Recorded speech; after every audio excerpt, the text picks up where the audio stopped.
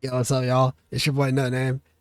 Finally here to give y'all a quick update on how the first weekend of the league went. This is gonna be kind of rambling because I'm literally hopping. Like, I just ended what has to be like, I think the 30th hour of streaming that I've put in this weekend or something like that. It's been a long weekend. Just really going at it. It's been a bit of a tumultuous weekend. I'm gonna try to get you guys a quick summary of how this weekend went. Like, it was a tumultuous weekend, and so we start here. You'll notice there are two characters. I should already tell you what type of weekend we're on. And if you look at at my side over here, right, Trickster is ass. Or if you look even further in the corner, it says Trickster is ass. I'm leaving those there for the day. And you just need to feel the energy that really transcribes over the weekend. If you miss, if you don't get it, I mean, look, man, you should be at the streams. You should just come hang out at Twitch. The link is in the description. You should just hit the follow. Even join the Discord. You'll know when I'm live. Like we have a good time here. Oh, I guess I'm selling this. So 1 second. Let me sell this card if this guy's gonna buy it, because my duo will be my boy Omega will be mad at me if I don't sell this. So before I keep it going, I realized I didn't really talk about in my video before league start. I mentioned that I was doing a duo starting with my friend, and my boy Omega, he pressed me because I didn't actually name drop him in my video, in my last video. So shout out Omega. He's been a real G. You know, he's been the aura bot that's making this work, and also more importantly, he helped me re-level when I decided to abandon this Trickster.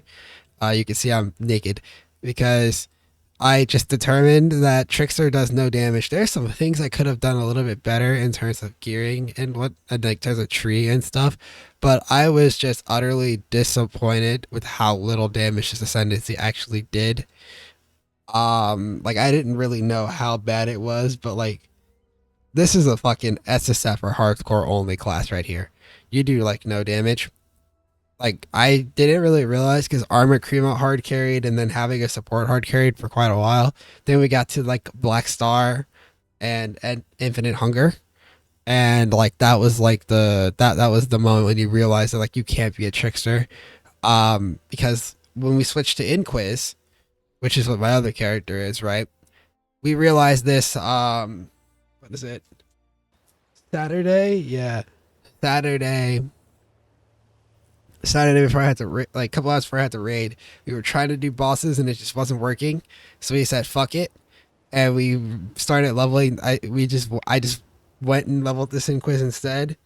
Earlier today, early in the stream, we started doing. We went and like got geared a little bit, tested to make sure it worked out. We popped open Black Star and Infinite Hunger.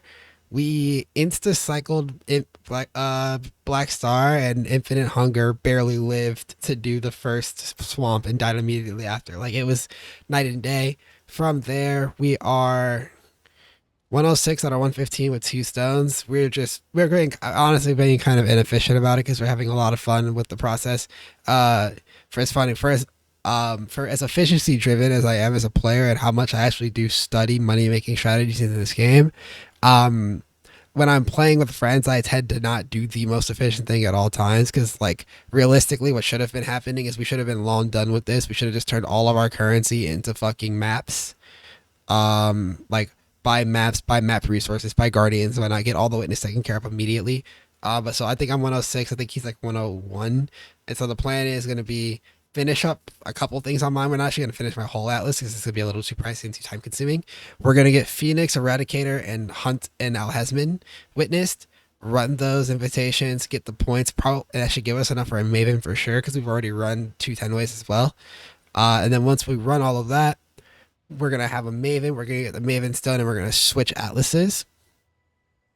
Then we're going to run the same set on his.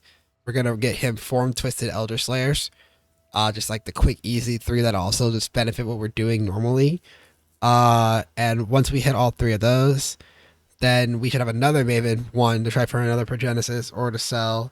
That we can also you know, get more, what do you call it? Right, we should have another attempt at, Shape for Elder, which means we should have Uber Elder coming up really shortly after. Get our 4th Watchstones, And then from there, we're going to lean into our strategy, which is looking like it's going to be a classic boss rushing strategy, which is a little bit of a weird use of a two-man, but it's really fun with destructive play. The boss fights are hilarious, by the way. Like, you just sometimes you just spawn in. We had one, a a haunted mansion dude. He dropped the corrupting beam on our head several times out of nowhere. Like, you get some moments with dealing with these, but of course at this point, I mean, the damage is there now. Let me show you the character so you can see what we're working with. So obviously I am a carry, but I will say right now this character is solo viable. Like, you can even see like reses are almost capped. I was capped earlier or previously. If I bless this ring, oh, I bought a corrupted call. What the hell? I'm gonna have to resell and buy this. I thought I bought a fucking two uncorrupted ones. Did I get finessed or am I stupid? Maybe both. Um, but all the Brotherhood, I could just bless this and I'd be capped reses. Like, you'd see, I'm capped reses. I'm just below life. Like, it's obviously not super optimal to play solo because I'm not able to, like, I don't have reservation nodes to fit in my own offensive auras, but I can do like light content pretty easily. I can even clear in the maps that we're in alone. When like shit happens, is what it is. But like, this is the general tree, right? Inquest start, come up around. This is where we're headed now. Is I got my CB immunity and I'm now coming up for crit in life. But the general tree is just come out, get cast speed, get damage, come across here, low life. We are in fact pet blood. That's Herald of Ice reserved on it. Then come over here, crit, and we're Ghost Dance because of my support. This is actually kind of useless as a solo, I feel like, but it's because of how I'm gearing. If I were smart, I would, if I wanted to gear for solo, I would change this chest piece to be ES evasion instead of ES, stuff like that. And then just some more damage nodes, right? And then two singularities, three bolts and take reward, and that's fine. If like I had like a rare, and a rare here, and that's what we did the Watchstones on, and I think I was on a 5 link. Now for where we're at now, getting this double call plus heat shiver has been a ridiculous increase in my output. Like night and day difference, honestly. It's not even close how much stronger I am now. So that's the damage that we're looking to work with here. And we're pushing it through. I have to fix last and whatnot. Like, I'm not really putting too much into into my character yet. Because from where I'm standing now, the only big things is we need to get auras onto the support again. For people who have never played in a party before, just kind of, if you're the carry with a support, note that like your support takes priority over you a lot of the time. They just offer so much more damage than you do. Like, what am I gonna do for damage from here? Grab the +2 scepter. Like, that's so much money. What? Get a Hammond channel my heat shiver. That's so much money. Like, every option for me damage wise is way too expensive relative to what we could spend on the support and gain damage. We buy an enlighten for a div and a half or so, we get hatred, right? Like, it's night and day how efficient the damage gains kick in when you have a support. And so, putting money in there after I've been gotten functional is all we really need. Gonna fill out life here, crit, start getting a cluster, drop these notes. I can start investing harder into cold damage and catalyze these. That's like the whole strat we're going for here. And as far as what we're doing Atlas wise, so I can't show you the second Atlas, but I can show you mine. My Atlas is a Wandering Path Atlas with Destructive Play as well. Very standard. The roles is basically we use my Atlas to generate maps. My Atlas is where we'll go when we need a map pool, which right now we're in a pretty good spot map wise. Right, got a pretty solid upper side pool, which means that we should be playing now on our actually strong Atlas, which is why we're looking at finishing up my bonus things real quick and then moving over. And then the other side. And so what I want to talk about is actually a couple of there's like 1 or 2 discoveries I made, but I also just want to talk. I'll have separate videos coming down the line talking about some of the keystone things that we've seen or that I've heard about, or things about the league mechanic. I have a couple takes around the board, but I've mostly right now just covering things about the actual league start itself. And so one of the biggest takeaways I got away from this week. I got two major takeaways from this weekend, and I want you guys like. I think these are like the big points of the weekend, right? Right. One, if your league starter isn't working, don't be afraid to like invest in a reroll if you know it'll be better, right?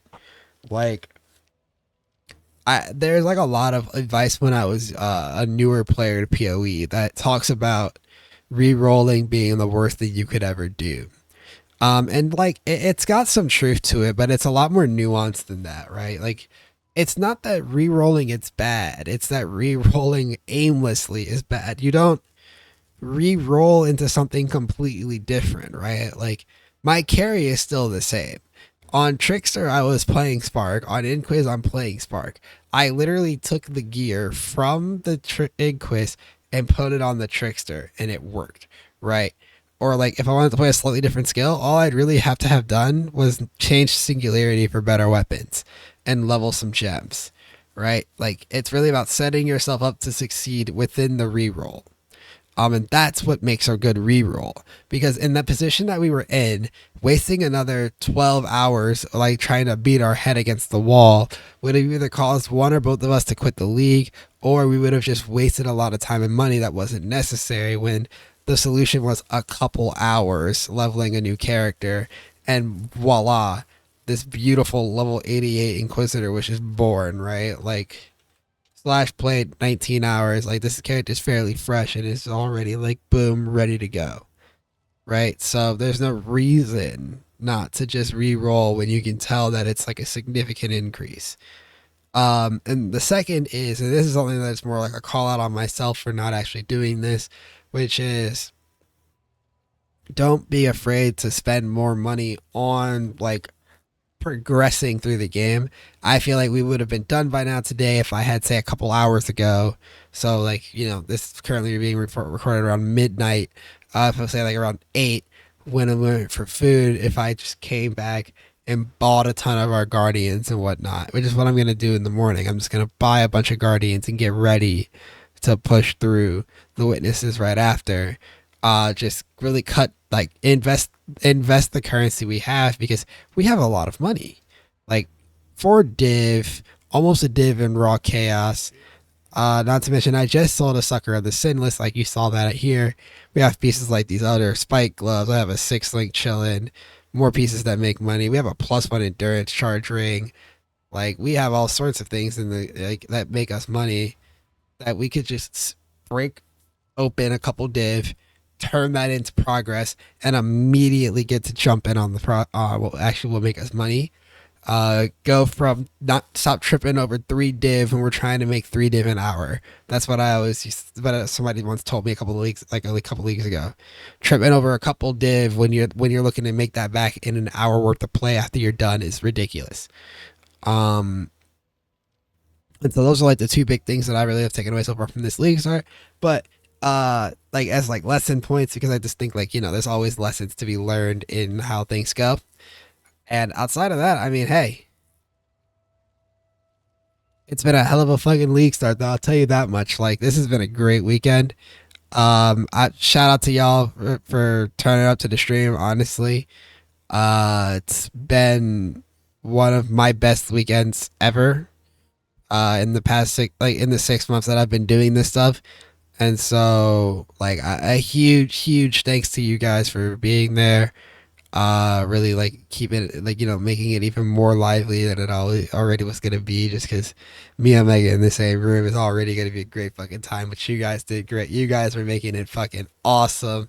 So, you know, I just want to show some appreciation for that, because, I mean, hey, like, you know, we're trying, right?